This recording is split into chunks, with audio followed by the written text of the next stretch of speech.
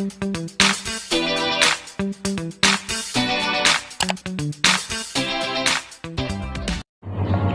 semuanya, balik lagi sama aku pastinya di YouTube channel aku. Dan terima kasih buat kalian yang udah terus pantau video aku, video-video terbaru di YouTube channel aku ini.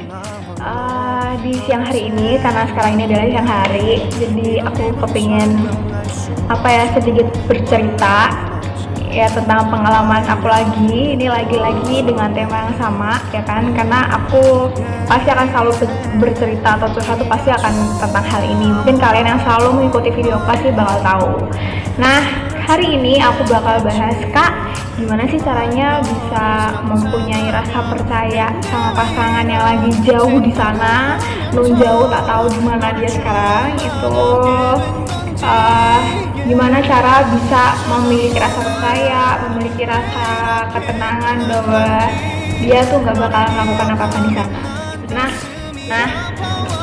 Kalau misalkan ngomongin soal kepercayaan, mungkin beberapa dari kalian pasti ada yang tanya kan, karena ada beberapa yang komen gitu loh, dan pertanyaannya tuh selalu menjurus ke hal yang sama. Nah, ini aku lanjut cerita juga kan. Kalau yang kemarin itu soal kayak sinyal, terus yang tentang dikabarin dan tidak dikabarin. Kalau sekarang lebih ke gimana sih, Kak, mempunyai rasa percaya sama pasangan aku yang kan karena posisinya lagi jauhan kan. Kalau ditanya soal percaya, aku tidak percaya dengan pasangan aku 100% itu enggak ya kan. Karena buat aku percaya 100% itu hanya kepada Tuhan Yang Maha Esa ya kan, hanya kepada Tuhan ya kan. Tuh kalau misalkan sama pasangan aku tidak menargetkan percaya sama pasangan aku, enggak ya, karena memang kan karena kita manusia biasa ya kan, pasti ada namanya perilaku yang kadang kala tuh yang nggak sengaja kita lakukan, bahwa itu tuh sebenarnya salah ya. Sebut aja kilaf lah ya. Setiap manusia tuh pasti ada rasa kilafnya, itu pasti. Dan gimana caranya aku bisa tenang menghadapi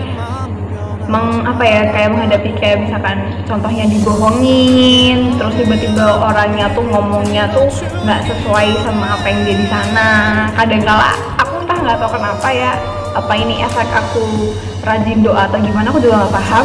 Tapi pasti apapun yang selalu dia lakukan itu yang emang aku nggak suka ataupun yang nggak baik buat orang itu, pasti aku tahu gitu loh. Walaupun aku tidak sering cerita sama orangnya, kalau misalkan aku tahu sebetulnya kamu lakukan itu, cuman emang aku nggak pernah cerita sama orangnya, cuman sudah tahu jauh ya ternyata berarti orangnya masih bohong sama aku.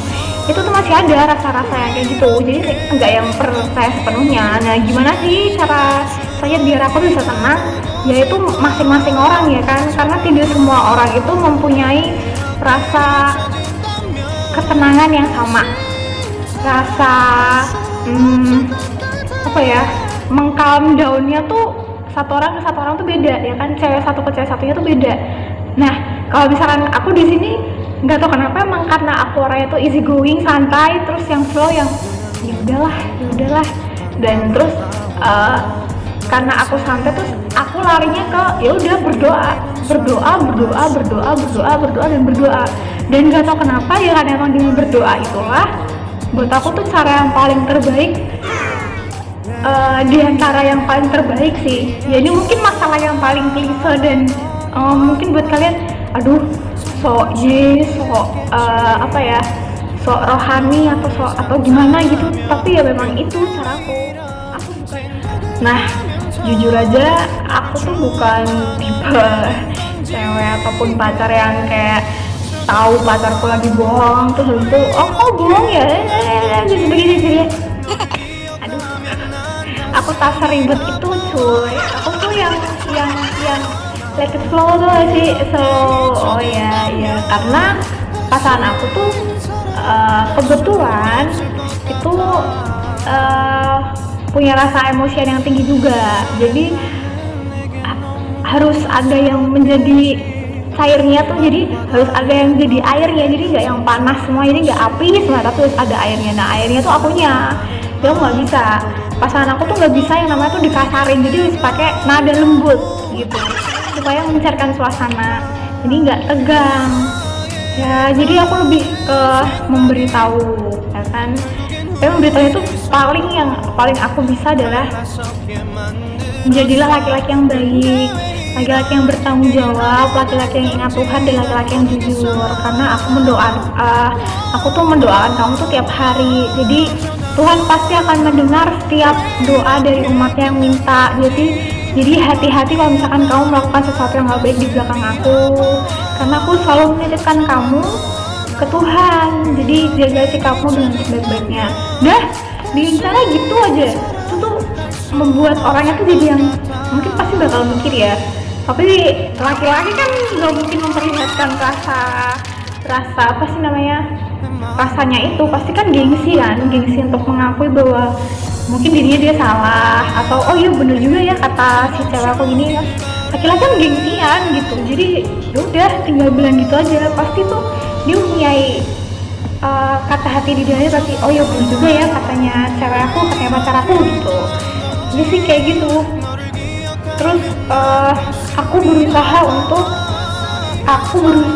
meyakinkan diri aku bahwa dia pasti bisa berubah. Terus aku meyakinkan diri aku pasti dia bisa menjadi laki-laki yang baik, laki-laki yang jujur gitu. Dan kalau misalkan kamu punya pikiran positif untuk pasangan kamu, ya pasti ketemunya bakal yang baik juga ujungnya. Sikapnya pasti dia akan menemukan hal yang baik, jadi nggak yang buruk-buruk terus. Nah tapi kalau misalkan andai kata ada yang begitu terus, tanda kutip apa ya memang kan ada kan laki-laki yang memang begitu adanya ya kalau aku rasa tuh emang itu tabiatnya kali ya, emang udah sikap dan sifatnya, jadi ya susah juga gitu. Jadi ya memang mencari dan memilih pasangan yang baik itu memang ya harus selektif. Jadi jangan asal, jangan karena pasangan kamu itu berseragam, jangan. Jadi ya carilah yang sesuai dan sewajarnya, yang memang pantas dan baik adanya. Jadi jangan karena sesuatu hal dan embel-embel dari luarnya aja gitu. Terus apa ya, aku mau bisa kasih banyak cerita juga ya, karena memang aku begitu adanya, nggak yang terlalu dibikin ribet-ribet ya.